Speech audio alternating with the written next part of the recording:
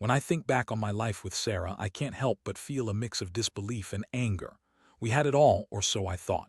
The big house in the suburbs, a stable income, and a beautiful daughter named Lily. She was our miracle baby after years of trying and failing to conceive. I poured every ounce of love and dedication into our family, and I thought Sarah did too. But looking back, the signs were there. I just chose to ignore them. The trouble began subtly. After a long day at work, I noticed Sarah had started coming home later. At first, I chalked it up to her job as a nurse, long shifts demanding patience. I wanted to support her, so I didn't press for details. But then there were the little things. Her phone buzzing incessantly, her reluctance to let me see it, and her frequent trips to the fertility clinic where we had been working with Dr. Harris. I didn't think much of it at first. After all, we were still trying to navigate this emotional roller coaster of fertility treatments. But the red flags kept piling up. She became distant. It was like I was living with a ghost of the woman I used to know.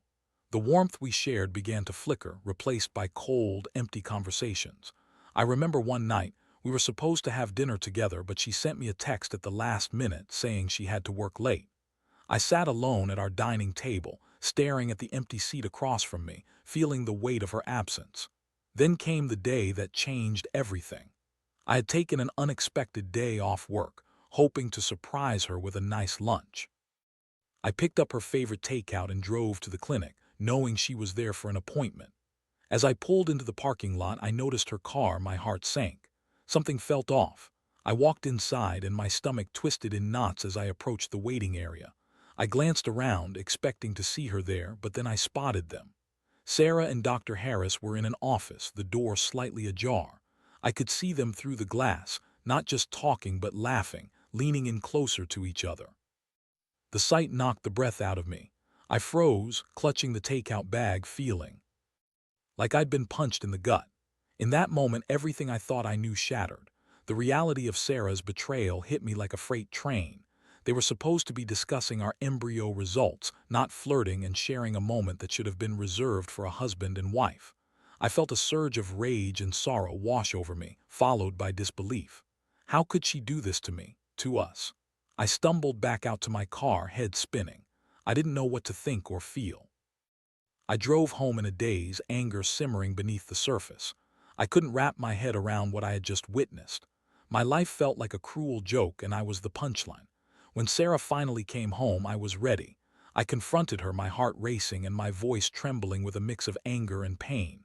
"Where were you today?" I asked, struggling to keep my voice steady. Her response was a slow, feigned confusion. "Just at the clinic. You know how it is, too much work to do." But I was having none of it. I pressed her harder, demanding the truth. And just like that, the facade began to crumble. The lies she spun were twisted, each one more outrageous than the last. "I swear it's not what you think," she said, her eyes darting around, avoiding my gaze. "We were just talking about the embryos." With every excuse, the rage grew inside me, boiling over. I felt betrayed not just by her actions, but by her blatant dishonesty. I was left standing there, heartbroken and furious, confronted by a woman who I had believed was my partner. In that moment, a part of me couldn't believe this was actually happening. I had devoted my life to her, to us, and here I was, facing the reality that she had shared our most intimate moments with another man. I spent the night pacing, replaying the events in my mind. How had I been so blind? The emotional impact of the betrayal was suffocating. I felt like I was drowning in a sea of despair, anger, and disbelief. My heart ached not just for myself, but for Lily, my innocent daughter who would be caught in the crossfire of our broken marriage. I knew I had to make a decision. I couldn't let this betrayal define me, nor could I allow it to dictate the future of my daughter. As the sun rose, illuminating the room dimly, I began to formulate a plan. I wanted revenge not just for myself, but as a way to reclaim my dignity. I was determined to rise from the ashes of this betrayal, and I would do it for Lily. What followed was a journey filled with unexpected twists and turns that would change everything I thought I knew about love, loyalty, and the nature of family. After that fateful confrontation, I was left feeling like a stranger in my own home. The air was thick with tension, and every glance I exchanged with Sarah felt like a dagger. I wanted to scream, to rage against the injustice of it all, but I knew that would only add fuel to the fire. Instead, I focused on keeping my composure while plotting my next move. For days, I walked around in a haze. I still went to work, still took care of Lily, but inside I was screaming. I watched Sarah go about her daily routines, pretending everything was fine while I boiled over with resentment. She played the part of the dutiful wife, but I could see through her facade. She would make excuses for her late nights, her secretive phone calls, and her flirtatious manner whenever she thought I wasn't watching. It was infuriating to witness her pretending that nothing was wrong, as if she hadn't just shattered the trust we'd built over years of marriage. I began to gather evidence. I started documenting everything: texts, voicemails, emails, anything that would prove her betrayal. It was a meticulous process that kept my mind occupied, giving me a sense of purpose amidst the chaos. I was no longer the passive husband, I was on a mission. With each piece of evidence I collected, my resolve grew stronger. I wanted her to see the consequences of her actions, not just for me but for her as well. One evening, I decided to follow her after work. I parked a couple of blocks away from the clinic and waited, my heart racing with adrenaline. It felt wrong, but I needed clarity. I watched as she exited the building, and my gut twisted when I saw Dr. Harris walking alongside her. They were laughing, leaning close, and sharing private jokes. I felt my blood boil as I gripped the steering wheel, imagining the conversations they were having behind closed doors. A few moments later, they got into his car. My stomach dropped. My mind flooded with thoughts, each one darker than the last. I had to remind myself to breathe. I could feel the anger bubbling up inside me, but I knew I had to stay calm. It wouldn't be beneficial to confront them now. Instead, I decided to simply follow them. They drove to a bar not far from the clinic, and I parked across the street, heart pounding in my chest. I watched as they entered and sat down at a table. My hands trembled as I pulled out my phone, capturing images of them together, laughing and flirting as if I didn't exist. As I sat there, the reality of the situation washed over me. I wanted to believe that this was all a misunderstanding, that maybe I had misread the signs. But deep down, I knew that was just denial trying to creep in. This was real. I was watching my wife betray me right before my eyes. After a couple of drinks, Sarah leaned in, closer to Dr. Harris, and I could see the way her laughter danced in the air. It was the kind of laughter I hadn't heard in a long time, and something inside me snapped. I couldn't just sit there and watch. I decided to go in and confront them, the flames of anger igniting my steps. I stormed into the bar, the atmosphere shifting as I made my way to their table. The moment Sarah saw me, her expression shifted from surprise to panic. Dr. Harris looked equally stunned but quickly composed himself. "What are you doing here?" Sarah stammered, her voice a mixture of shock and disbelief. I couldn't hold back. "What's going on here, Sarah? Is this what you call just talking?" I spat, my voice loud enough to draw the attention of nearby patrons. I was done with the lies. I wanted the truth. Her face turned crimson as she glanced nervously around the bar.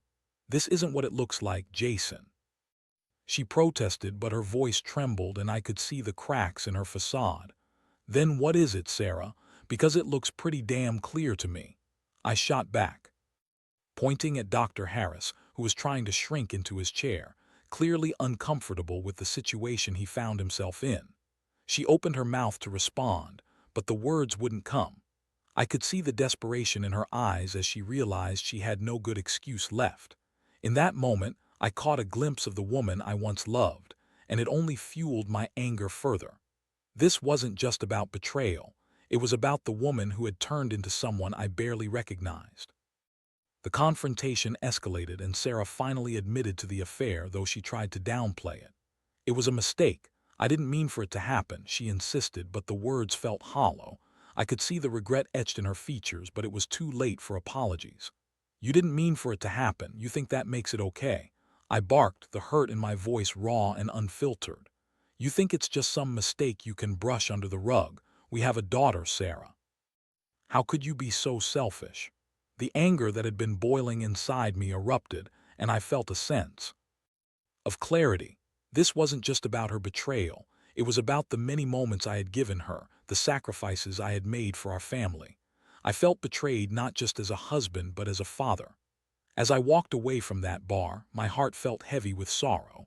I had confronted the woman I had loved, and in doing so, I had finally unleashed the hurt and anger that had been pent up for too long. But this wasn't the end. It was merely the beginning.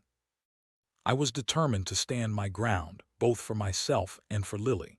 I knew I had to make decisions that would shape the future of our family, and I was prepared to take the necessary steps to reclaim my life. The journey ahead would be filled with uncertainty, but I was ready to face it head-on. It was time to take control of my own destiny. The days that followed my confrontation at the bar were a whirlwind of anger, sadness, and uncertainty. I had laid bare the truth, but the aftermath left me feeling raw and exposed. Sarah attempted to reach out, bombarding me with texts and calls, each one more frantic than the last.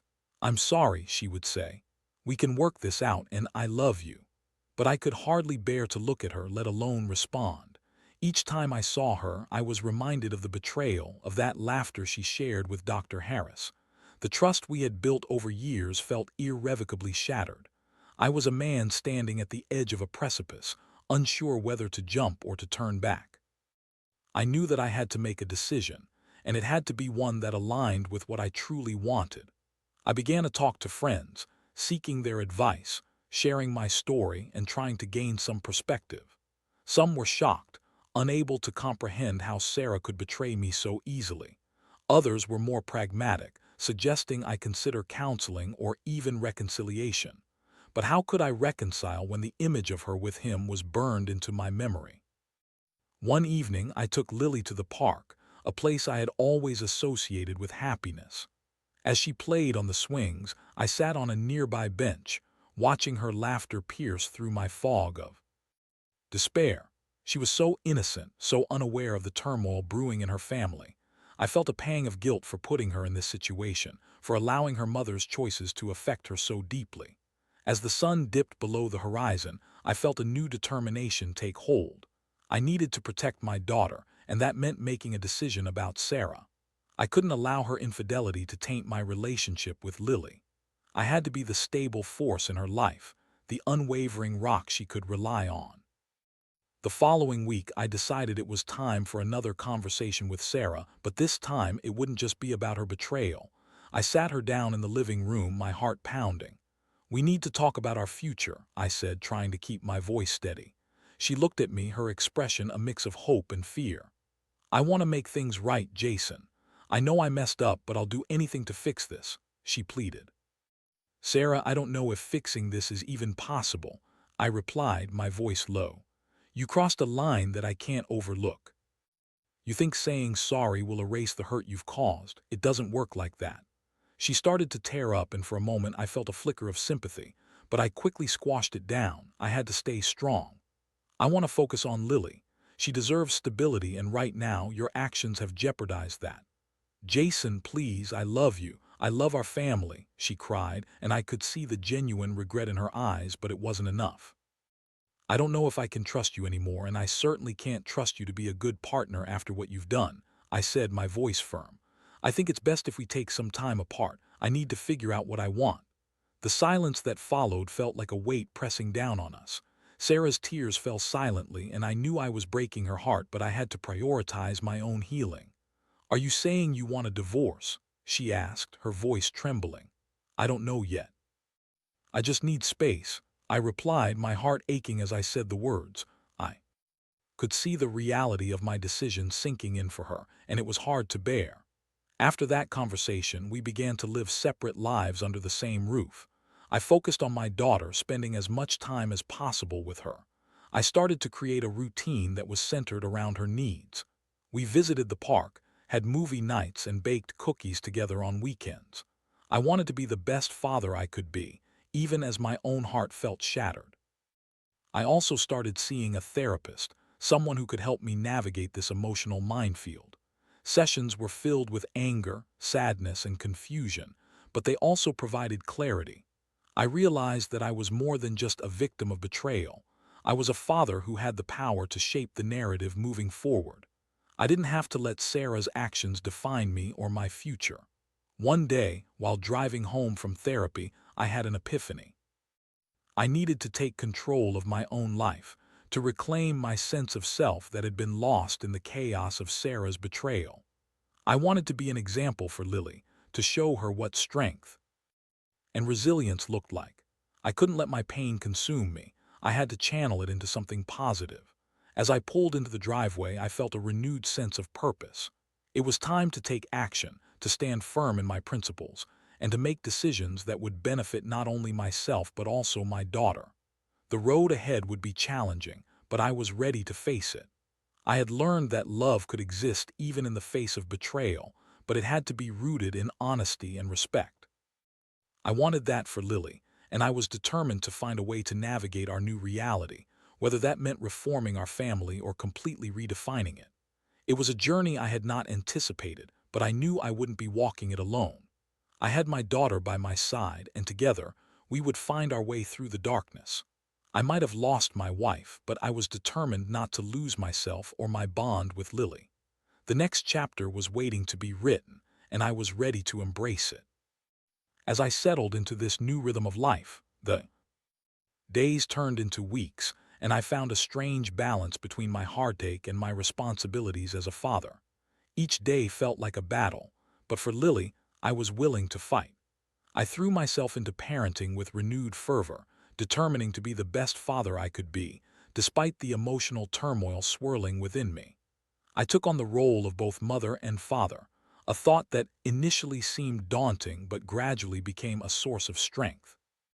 I found joy in the little moments, playing board games, reading bedtime stories, and even navigating the complexities of school projects.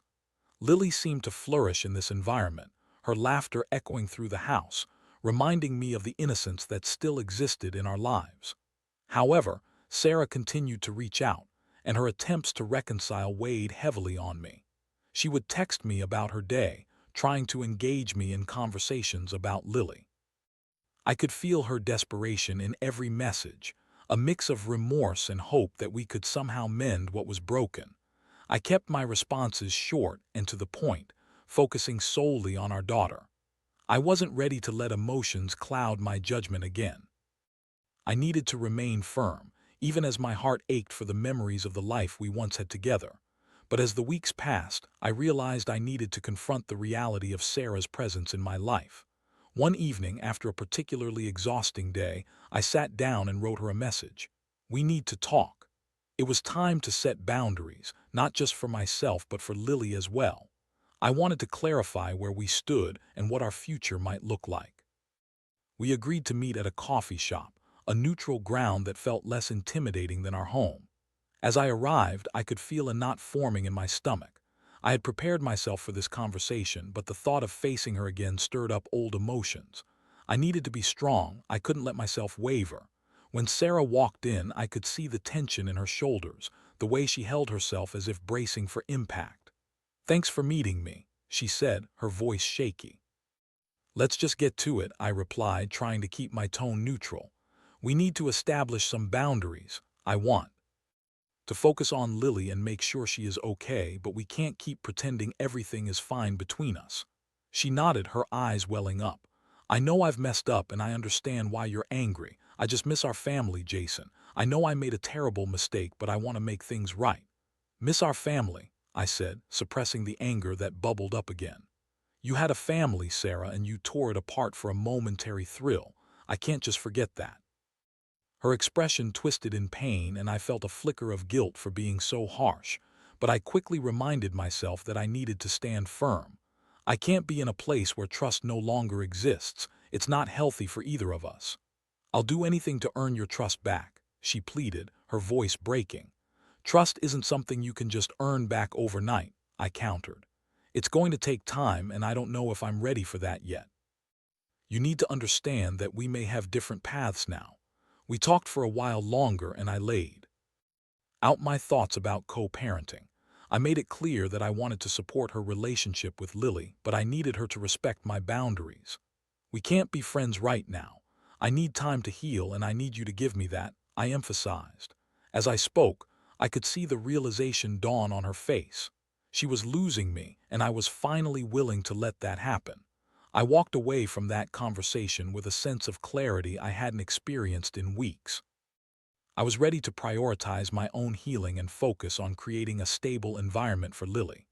Over the next few weeks, I threw myself into our daily routines, and Lily's joy became my lifeline. I signed her up for soccer, and every Saturday morning we would cheer her on from the sidelines. I watched as she made friends, her laughter mingling with the sounds of the other children. It was in those moments that I felt a flicker of hope, but the road to healing is rarely a straightforward path. Just when I thought I was finding my footing, Sarah would pop back into my mind, her presence lingering like an unwelcome shadow. I would receive texts from her, asking about Lily's performances, trying to engage me in conversation. Each message felt like a reminder of what I had lost, and I struggled to silence the emotional turmoil that threatened to consume me again. One evening, while tucking Lily into bed, she asked me a question that stopped me in my tracks. "Daddy, why doesn't Mommy live here anymore?" I took a deep breath, my heart aching at the innocence of her question. Sometimes grown-ups have problems that they need to work through. It's not your fault and we're going to be okay. Lily nodded, her young mind processing what I had said, but I could see the confusion in her eyes. "I miss her." "I know, sweetheart, I miss her too," I said softly, brushing her hair back. But I also knew that I had to stay strong for her. I had to make sure that she knew our love for her was unwavering despite the chaos that surrounded us. The weight of my decisions felt heavy at times, but I had made a commitment to prioritize my daughter's well-being above all else. The more I focused on being present in her life, the more I began to heal. I started to notice the small things, her smile, the way her laughter filled the room, and the sense of wonder she brought into my life. It was bittersweet, but it was also a reminder that there was still beauty to be found amidst the pain.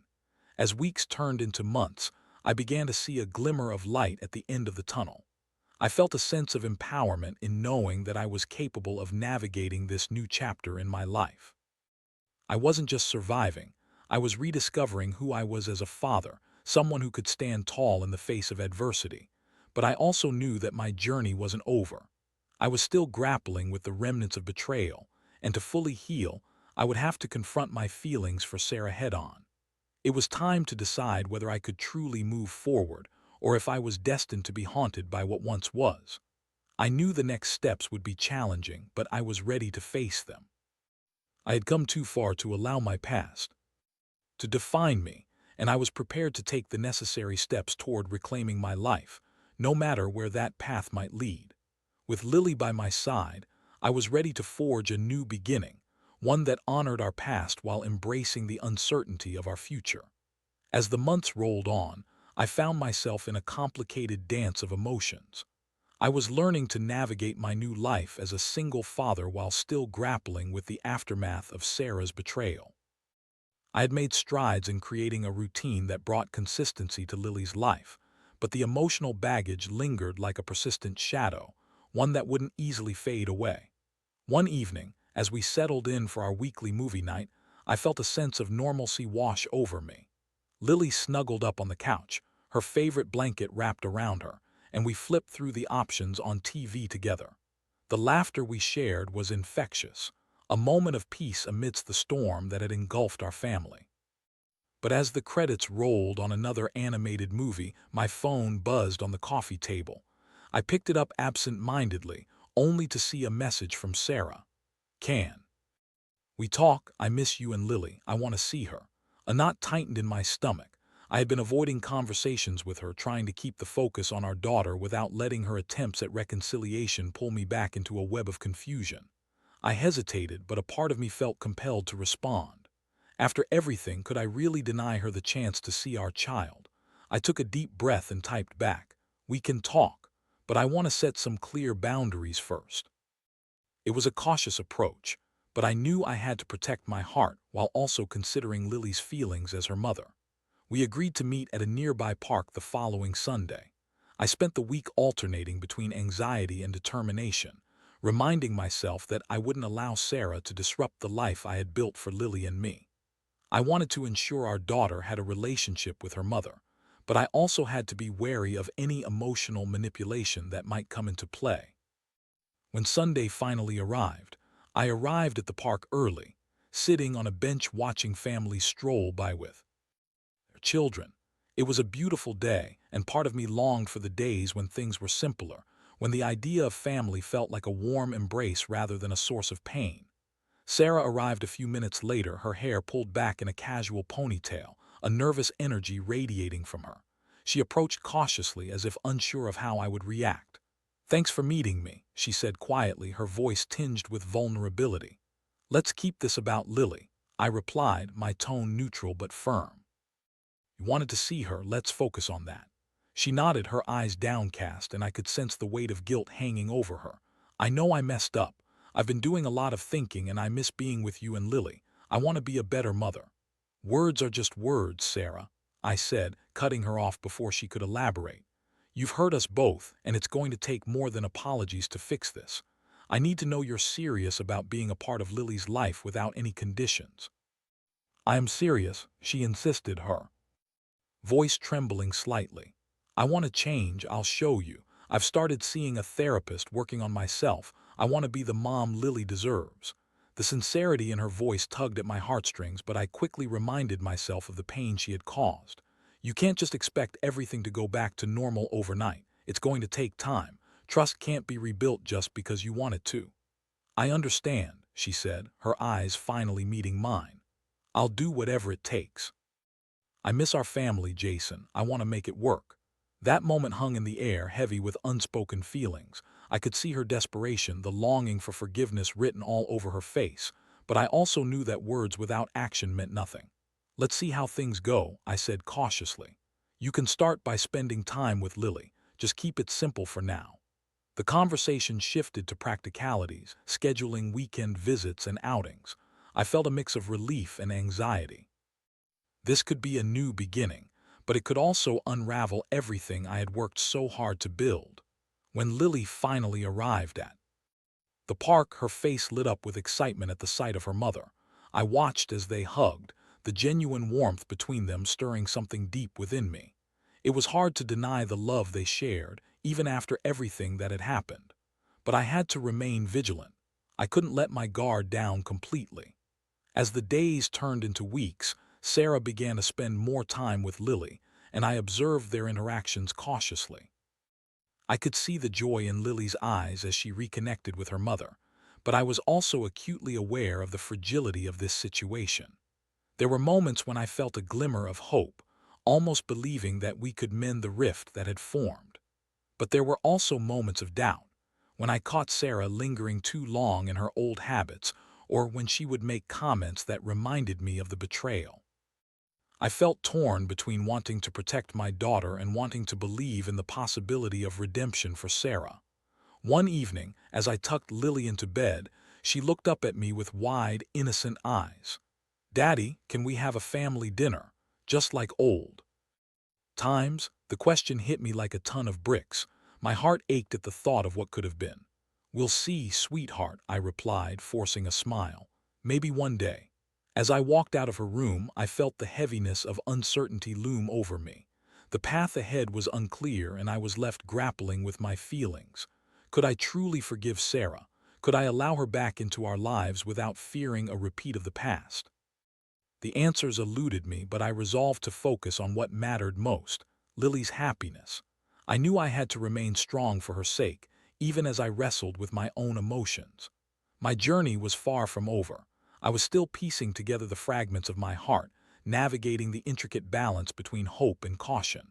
But in the depths of my struggle, I found a glimmer of resilience. I refused to allow the scars of betrayal to dictate my future or Lily's. I was determined to forge a new path, one that would honor the love I had for my daughter while remaining true to myself. With every step, I was learning that healing is not linear, and redemption is a journey that takes time. I had begun to embrace the idea that maybe, just maybe, there was still hope for our family, even if it looked different than I had once imagined. As I moved forward, I promised myself that I would continue to fight for the love and laughter that still existed in our lives, no matter how far we had strayed from the ideal. Together, we would navigate this new reality, one step at a time. As the weeks went by, the dynamics in our lives shifted. Sarah's attempts to reconnect with Lily were earnest, and I watched with a cautious heart as they rebuilt their relationship. Each weekend, she would take Lily out for ice cream or to the park, and I tried to find comfort in the fact that my daughter was happy. But the tightrope I was walking felt precarious. I constantly reminded myself to tread carefully, to not let my guard down completely. Despite the moments of joy, there were still echoes of our past haunting me.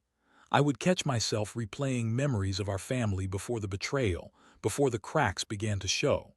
I found it hard not to juxtapose those memories with the reality of our current situation. I had come to terms with the fact that our old family dynamic could never be restored. It was a bittersweet acknowledgement that I had to make peace with. One evening, while I was preparing dinner, I received a text from Sarah. "Can we talk? I think it's time we discuss things openly." My heart raced.